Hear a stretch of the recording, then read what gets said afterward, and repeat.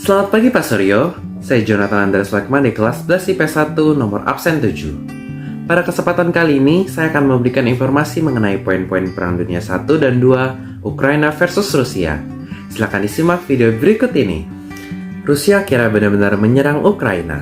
Presiden Vladimir Putin mengumumkan operasi militer secara resmi Kamis 24 Februari 2022. Serangan Rusia kemudian dimulai dengan ledakan di sejumlah kota di Ukraina, termasuk Kiev, Odessa, Kharkiv, dan Mariupol. Hingga saat ini ketegangan masih berlangsung. Sebenarnya, dulu Ukraina rapat dengan Rusia. Namun, pemimpin Ukraina yang sekarang lebih dekat ke barat dan ingin menjadi bagian NATO.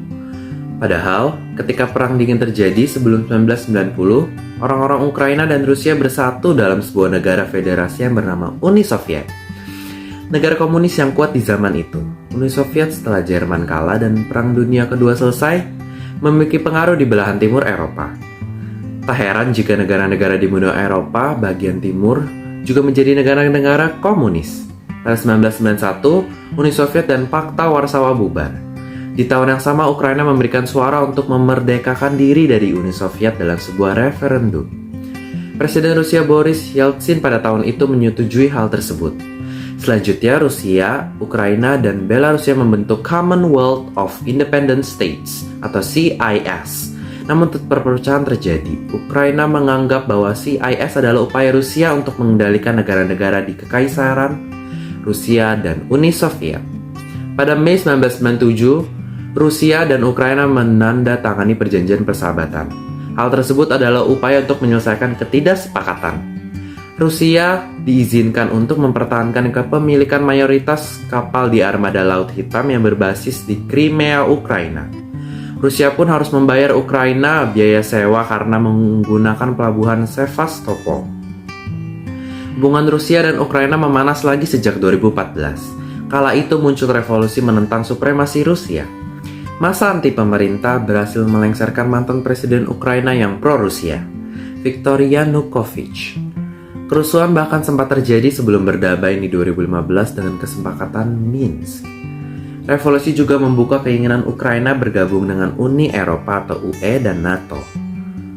Mengutip Al Jazeera, membuat Putin marah karena prospek berdirinya pangkalan NATO di sebelah perbatasannya. Hal ini juga didukung makin eratnya hubungan sejumlah negara Eropa Timur dengan NATO. Sebut saja Polandia dan negara-negara Balkan. Yang pertama ada Amerika Serikat. Kecaman keras datang dari Presiden Amerika Serikat yaitu Joe Biden. Menurutnya serangan itu tidak dapat dibenarkan dan dia berjanji bahwa negaranya dan sekutunya akan meminta pertanggungjawaban terhadap Rusia. Presiden Putin telah memilih perang yang direncanakan yang akan membawa korban jiwa dan penderitaan manusia yang sangat besar. Rusia sendiri yang bertanggung jawab atas kematian dan kehancuran yang ditimbulkan oleh serangan ini. Dan Amerika Serikat serta sekutu dan mitranya akan merespon dengan cara yang bersatu dan tegas. Dunia akan meminta pertanggungjawaban Rusia, kata Biden. Yang kedua ada NATO, Sekjen Aliansi Pertahanan Atlantik Utara atau NATO, Jens Stoltenberg, mengatakan Rusia telah melancarkan agresi terhadap sebuah negara berdaulat. Serangan itu dapat membahayakan warga sipil dan merupakan pelanggaran berat hukum internasional, serta menjadi ancaman serius bagi keamanan Euro-Atlantik. Setelah memimpin pertemuan darurat para duta besar NATO, Stoltenberg mengatakan bahwa aliansi militer barat akan mengerahkan kemampuan dan pasukan di wilayahnya usai Rusia menginvasi Ukraina. Dia mengatakan pihaknya menempatkan lebih dari 100 pesawat tempur dalam siaga tinggi. Yang ketiga ada PBB. Sekretaris Jenderal PBB Antonio Guterres mengutuk tindakan Rusia dan menyerukan kepada Putin untuk menarik kembali pasukannya ke Rusia. Dia juga memohon agar Putin mau memberi kesempatan bagi perdamaian. Atas nama kemanusiaan, jangan biarkan perang dimulai di Eropa yang bisa menjadi perang terburuk sejak abad ini. Dengan konsekuensi tidak hanya menghancurkan Ukraina, tidak hanya tragis bagi Federasi Rusia, tetapi dengan dampak yang bahkan tidak dapat diramalkan, kata Guterres. Yang keempat ada Inggris. Perdana Menteri Inggris Boris Johnson mengaku terkejut dengan peristiwa mengerikan di Ukraina dan telah berbicara dengan Presiden Ukraina, Volodymyr Zelensky, untuk membahas langkah selanjutnya. Dalam pidatonya, Johnson mengatakan Barat akan menjatuhkan sanksi bagi Rusia. Presiden Putin telah memilih jalan pertumpahan darah dan kehancuran dengan meluncurkan serangan tak beralasan ini ke Ukraina.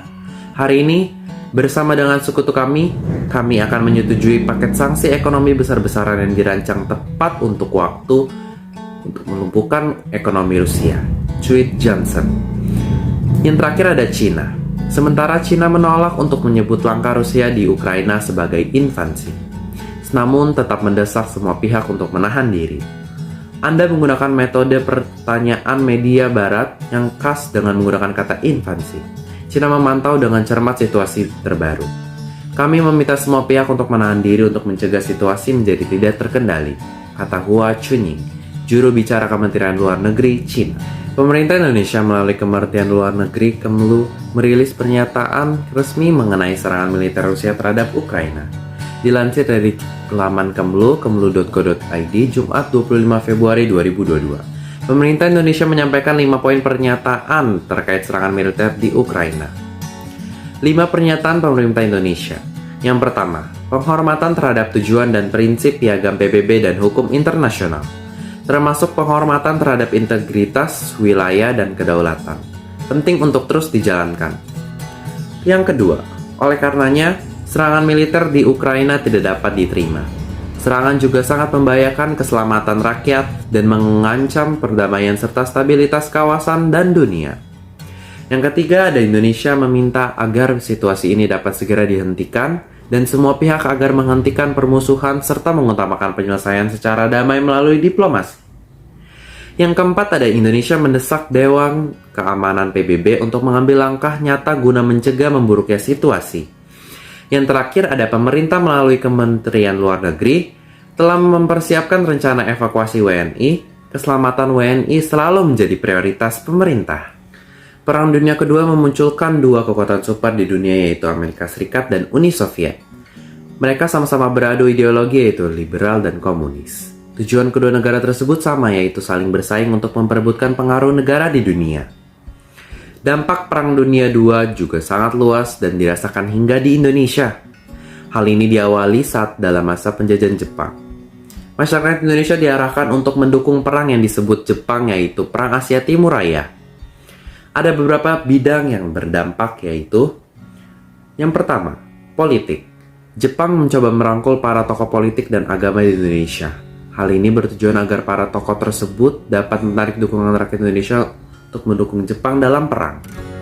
Yang kedua, ekonomi. Jepang mengambil alih semua kegiatan ekonomi di Indonesia guna mendukung perang.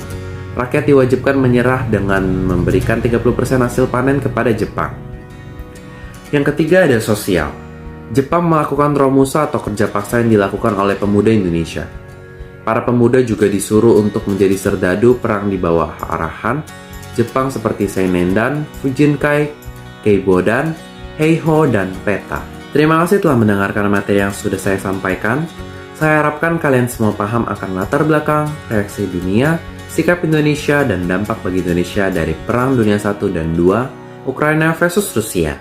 Mohon maaf jika ada kesalahan kata. Sekian dan terima kasih.